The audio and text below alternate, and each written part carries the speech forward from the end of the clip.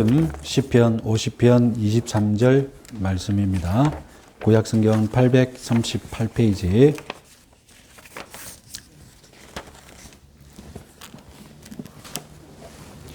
우리 다 함께 함께 읽겠습니다.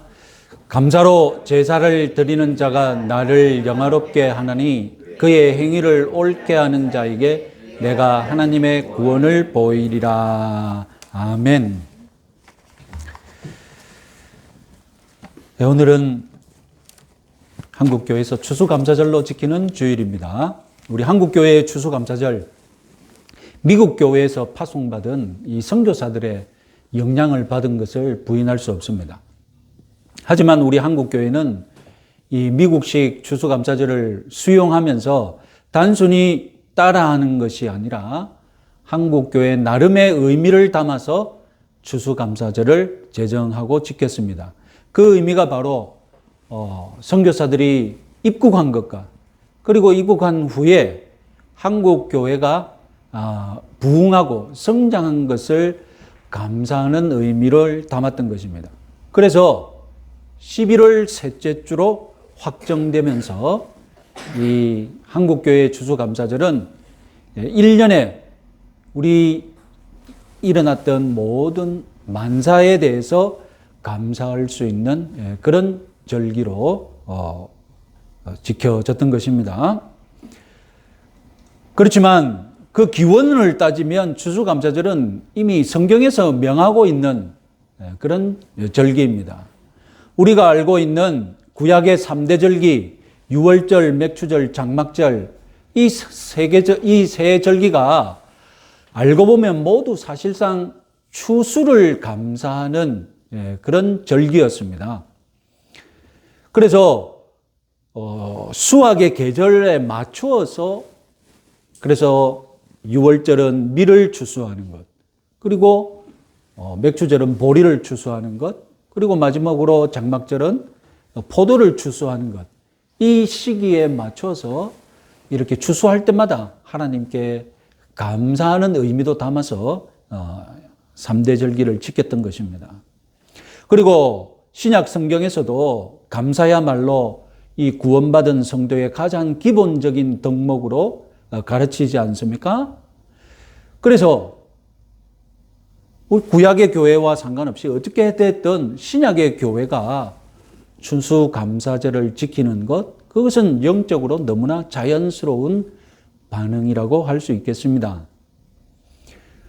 그래서 오늘날 많은 신약의 교회들이 나라의 그 절기마다, 나라의 풍습마다 다르게 추수감사절만큼은 각자 다른 때로 다 지키고 있죠.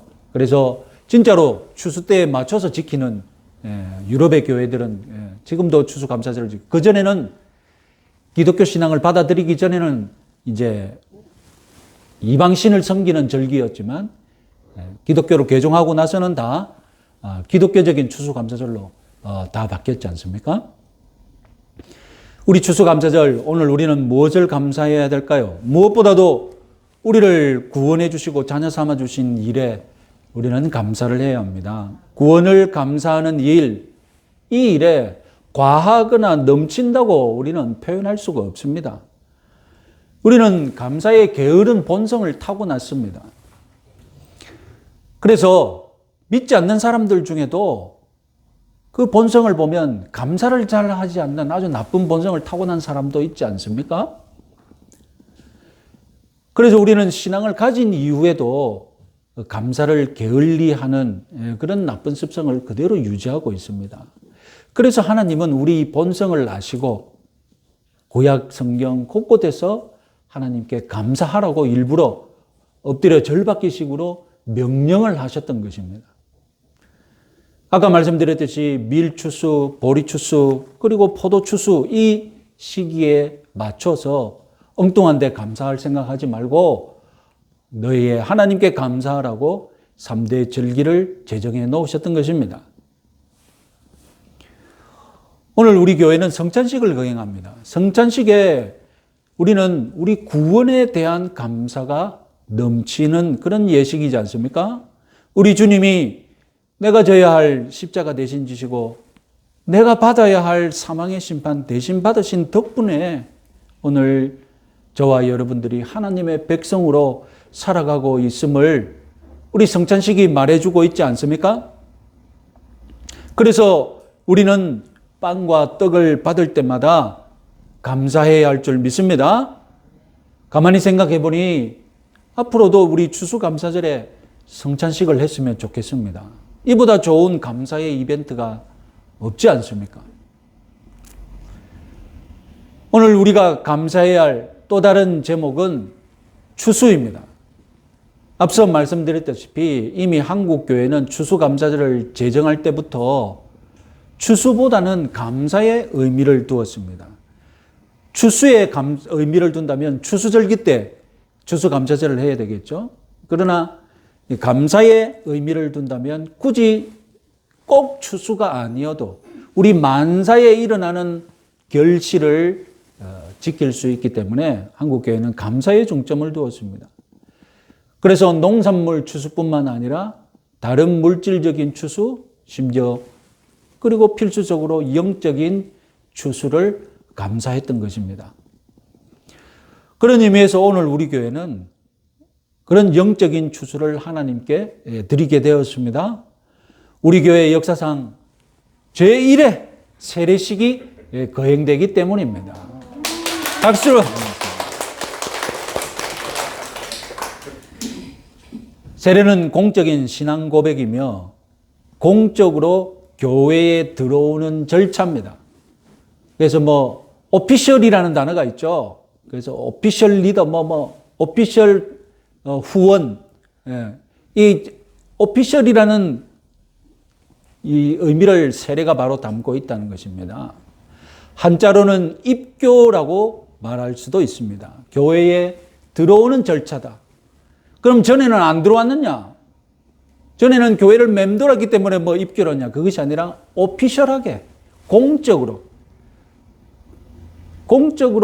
들어오는 절차라는 것입니다. 참된 신앙이라면 밖으로 표현되어야 되죠. 우리가 신앙은 안에서 자라지만 밖으로 표현되어야 됩니다. 참된 신앙이라면 내 속에 있는 신앙을 공적으로 드러내는 것에 꺼리낌이 없어야 합니다. 예수님은 사람 앞에서 우리가 내 속에 있는 신앙을 시인하는 것을 대단히 눈여겨보고 계십니다. 우리 마태복음 10장 32절 말씀 같이 한번 읽어보겠습니다. 누구든지 사람 앞에서 나를 시인하면 나도 하늘에 계신 내 아버지 앞에서 그를 시인할 것이요. 내가 예수님을 공적으로 시인하면 그런 신앙이 내 속에 있다는 것이 드러났기 때문에 예수님께서도 나를 공적으로 인정해 주시긴다는 뜻입니다. 오늘 세례 받으시는 두 분이 이제 어디 가서도 어떤 상황에서도 주님을 시인하시는 그런 세례 교인으로 사시기 바랍니다. 그리고 이 세례를 받아서 교회에 들어온다는 것은 우리 일반 사회에서 주민등록증을 받는 절차와 또 똑같기도 합니다. 오늘날 대한민국의 수많은 어린이 청소년들이 살고 있지만 주민등록증 없이 잘 살고 있습니다. 그래서 어떤 면에서 보면 주민등록증 없이 살 수 있습니다. 주변 사람들은 다 내 주민등록증이 없어도 한국 사람인 거 다 압니다.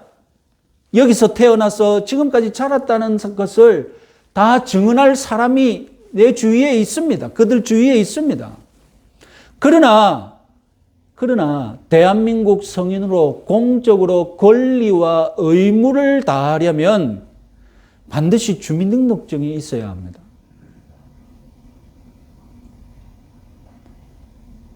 나는 다 자랐는데 누가 봐도 성인이고 주위에 수십 명 내가 여기서 태어나서 자란 것을 20년 넘게 30년 넘게 산 것을 입증할 증인이 있어도 단지 주민등록증이 없다는 이유로 내 정체를 인정 못 받는 경우가 허다합니다. 그렇잖아요. 주민등록증 없으면 안 됩니다 하면 여러분 내가 주민등록증 없어도 왜 나를 인정 못해 하면서 여러분 대듭니까?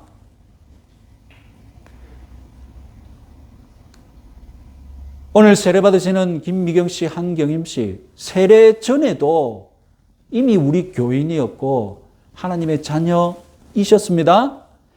이제 세례 받으시면 주민등록증을 가진 공적인 교인, 공식적인 하나님의 자녀가 됨을 믿으시기 바랍니다.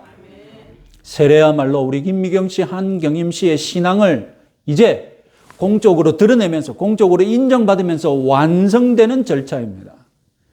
그래서 예수님은 우리 교회에게 지상 사명을 주실 때에 아주 구체적인 독특한 명령을 내리셨죠. 마태복음 28장 19절 20절 우리 같이 한번 읽어보겠습니다.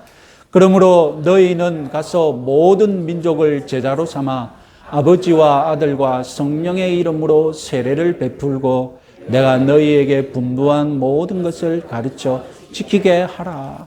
여러분, 이 명령 중에 가운데 있는 명령, 아버지와 아들과 성령의 이름으로 세례를 베풀고, 이것은 빠져도 이상하지 않습니다.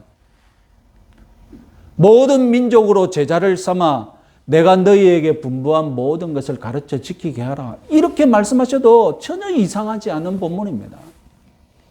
그런데 예수님은 굳이 세례를 베풀라는 아주 독특하고 구체적인 명령을 중요한 명령으로 우리 교회에게 주셨습니다.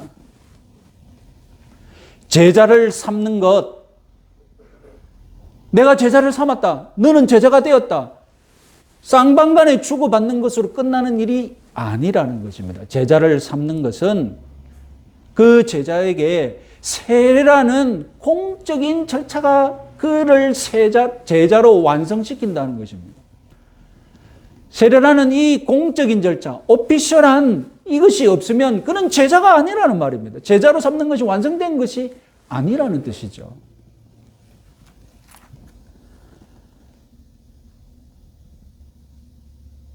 그리고 예수님은 한 말씀 더 하시기를 내가 너희에게 분부한 모든 것을 가르쳐 지키게 하라입니다. 그 사람이 세례를 받았다고 또 그러면 오피셜하게는 세례 교인이지만 여러분 공적으로 그 사람이 세례 교인이지만 사실적으로 우리 실생활에서 세례 교인답지 않게 살 수도 있거든요. 공인된 절차로서 세례는 수세자를 세례 교인으로 완성시킵니다. 그러나 세례 교인이라는 이 정체성에 합당하게 살아야 되지 않겠습니까? 흔히 우리가 사람이 사람답게 살아야 사람이라고 하지 않습니까? 비밀스럽게 제자로 살지 말고 세례를 통해 공인된 제자가 되어야 합니다. 그리고 더 중요한 것은 그가 실제로 제자로 인정받는 것은 무엇입니까? 분부한 모든 것을 어떻게 하는 것입니까? 가르침받고 지켜야 하는 것이죠. 여기서 제자가 완성되는 것이죠. 우리 교단의 교리 표준인 웨스트민스터 신앙고백은 흥미롭게도 세례를 향상시켜야 한다는 표현을 사용하고 있습니다. 아니, 세례 주고 공포하면 끝나는데 흥미롭게도 세례는 향상시킬 수 있다고 합니다. 세례가 잘하는 것인가? 세례가 지금 내가 오늘 여기서 행해지는 세례가 부족해서 나중에 더 향상시킬 수 있는 그런 여분이 있다는 말인가? 그것이 아닙니다. 이 말씀에 대입해 보면 여러분 세례를 향상시키는 것은 무엇입니까? 세례를 베풀고 그 난 뒤에 어떻게 되는 것입니까? 가르침 받고 지키는 절차가 내가 받은 세례를 어떻게 하는 겁니까? 향상시키는 것입니다. 우리 그거 한번 본문 한번 읽어보겠습니다. 대교리 문답 167문. 답은 길지만 도대체 이 긴 말이 무엇을 하고 있는지 한번 잘 요약해 봅시다. 우리 대교리 문답 제67문, 167문 같이 한번 읽어보겠습니다. 우리가 받은 세례를 어떻게 향상시킬 수 있습니까? 답, 우리가 받은 세례를 향상시켜야 할 의무는 꼭 필요하지만 매우 소홀히 해왔는데 우리가 평생에 걸쳐 이행하며 특별히 시험을 당할 때와 다른 사람들에게 세례를 시행하는 자리에 참석했을 때 해야 합니다. 다음, 세례의 본질과 그리스도께서 그것을 제정하신 목적, 세례를 통해 부여되고 보증된 특권과 은덕, 세례에서 한 엄숙한 서원을 신중하면서도 감사히 숙고함으로써 해야 합니다. 우리 죄악의 더러움과 세례의 은혜와 우리의 맹세에 못 미치고 역행하는 것으로 인해 겸손해지며 이 성례 안에서 보증된 죄사함과 다른 모든 복에 대한 확신에 이르기까지 성숙함으로써 해야 합니다. 그리고 그리스도께서 세례를 받은 우리는 죄를 죽이고 우리를 소생시키기 위해서 그분의 죽음과 부활로부터 힘을 얻음으로써 해야 합니다.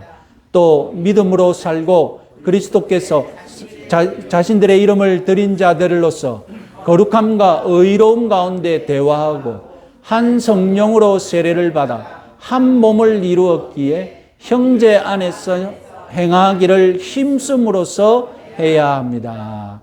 해야 한다는 말은 향상시켜야 한다는 말입니다. 자, 간단하게 줄이면 무엇입니까?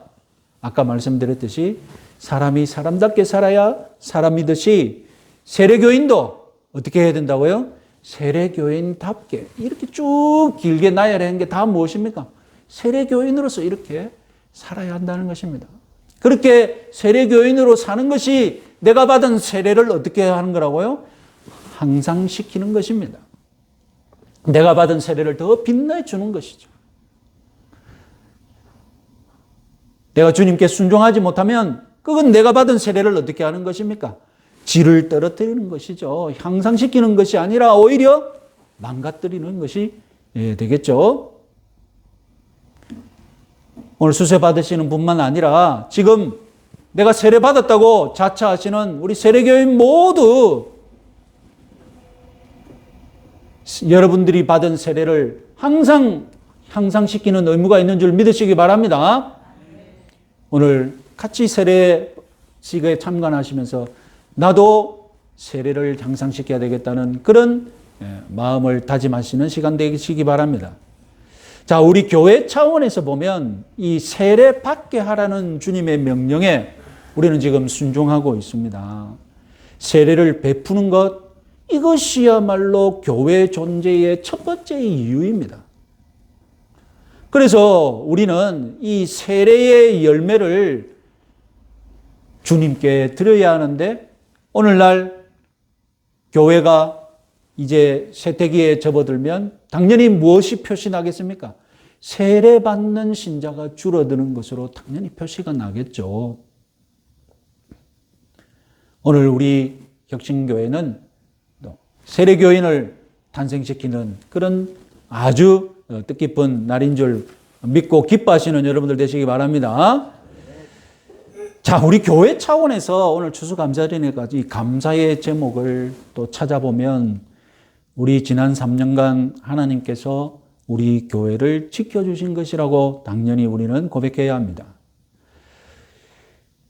여러분, 작년 통계에 관한 뉴스를 봤는데요. 공식적인 통계에 의하면 2021년 이 합신교단의 경우 교인 수로는 무려 9만 명 감소했고 교회 수로는 424교회가 줄었다고 합니다.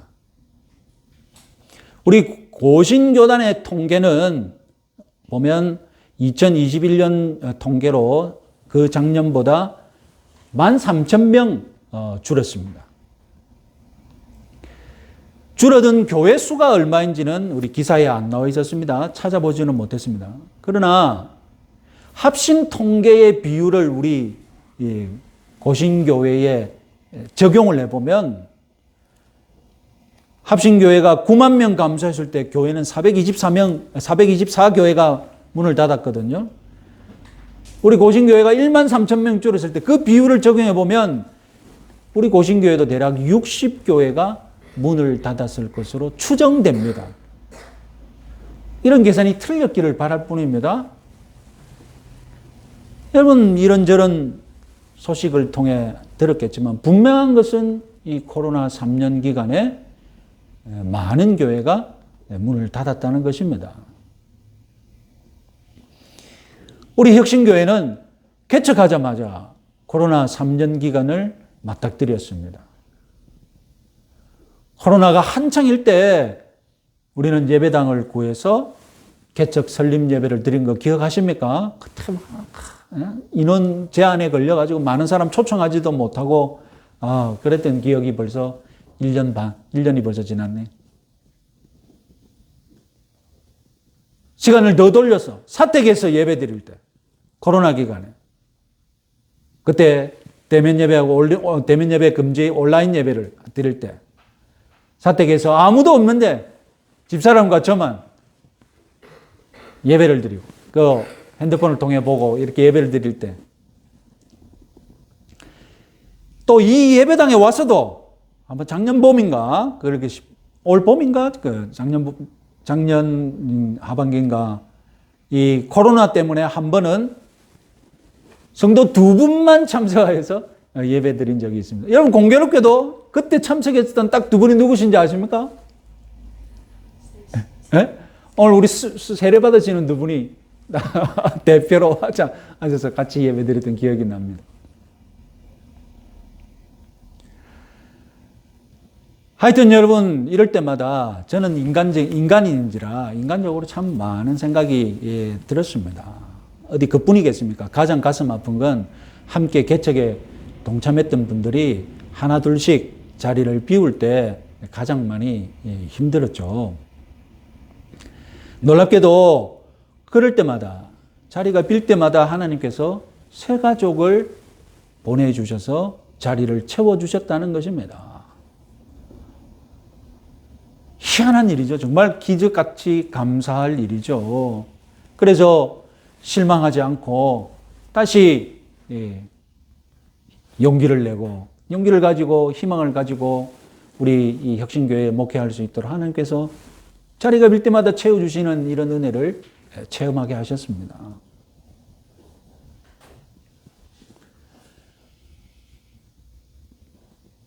개인적으로는 저같이 이 모난 목사와 같이 개척에 동참해 주신 성도 여러분들께 진심으로 감사드립니다. 오늘 우리 배웠던 가스펠송 중에 여러분 어느 대목에서 가장 은혜 받으셨습니까? 네? 저 모든 것 다 감사 가슴에 와닿지만 저는 개인적으로 내가 여기까지 온 것도 은혜입니다. 후렴부에 내가 여기까지 온 것도 은혜입니다. 그 들을 때마다 정말 마음 깊이 아멘 아멘 했습니다. 저와 여러분 모두 개인적으로 많은 사정이 있지만 지금 내가 여기까지 온 것 은혜입니다. 감사합니다. 이런 고백이 있으시기 바랍니다. 그뿐만이 아니라 우리 교회 차원에서 우리 서귀포 혁신교회가 여기까지 온 것도 은혜입니다. 감사합니다. 이렇게 고백할 수밖에 없습니다. 우리 교회가 여기까지 온 것 감사하는, 그리고 내가 오늘 숨을 쉬는 것 감사하는 감사절이 되시고 한 주간 감사의 은혜가 넘치시는 여러분들 되시기 바랍니다. 자, 우리 찬송가